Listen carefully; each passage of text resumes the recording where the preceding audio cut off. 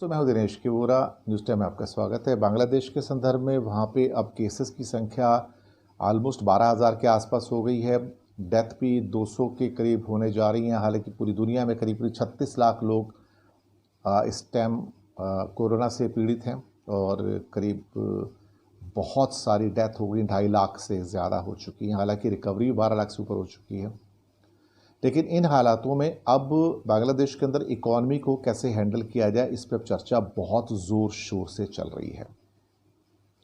Economy संभलेगी तो देश संभलेगा, बिना इकॉनमी के देश नहीं चलता है।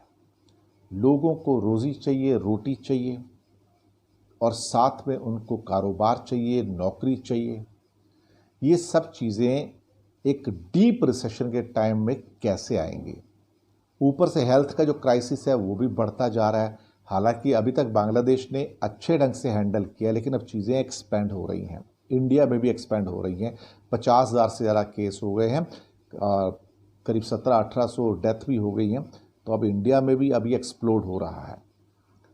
तो ज़रूरत ये होगा कि बहुत सारे जो सेक्टर्स हैं जो एक्सपोर्ट के, ख़ास तौर से गारमेंट, रेमिटेंस या उससे रिलेटेड जो बाहर लोग हैं, रेमिटेंसेज हैं या डोमेस्टिक इंडस्ट्री है, सर्विसेज हैं, एग्रीकल्चर है, पोल्ट्री है, फिशरीज़ हैं, स्मॉल एंड मीडियम एंटरप्राइजेस हैं, तो उन सबको मदद की इस टाइम ज़रूरत है।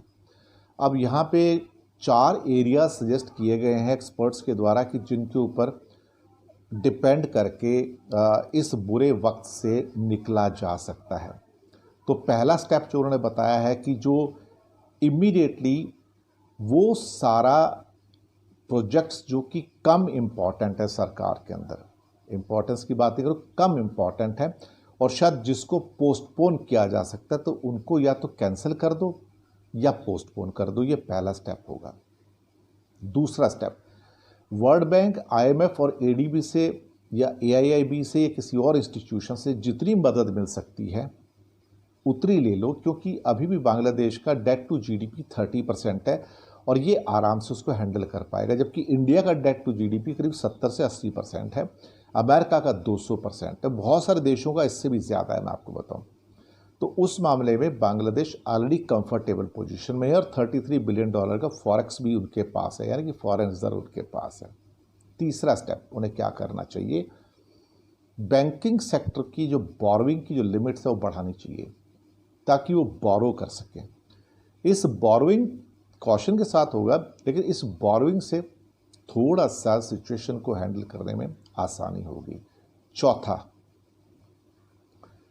अगर पहले तीनों स्टेप एग्जॉस्ट हो गए, अवेल हो गए और कोई रास्ता नज़र नहीं आता है, तो चौथा step, to print more money, currency, ताकि लोगों तक करेंसी पहुंचे।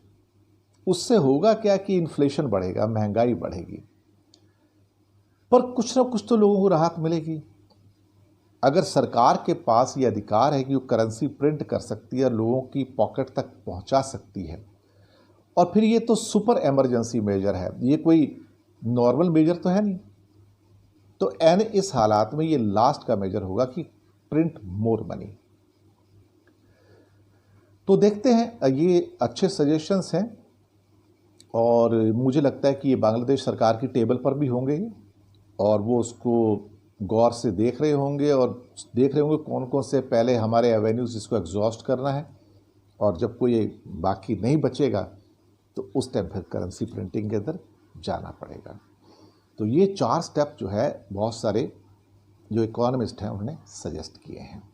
मैं भी इनसे सहमत हूँ, क्योंकि हर कंट्री को ऑलमोस्ट यही स्टेप से होके जाना पड़ेगा करीब करीब। शुक्रिया आपका हमारे साथ बने रहने के लिए।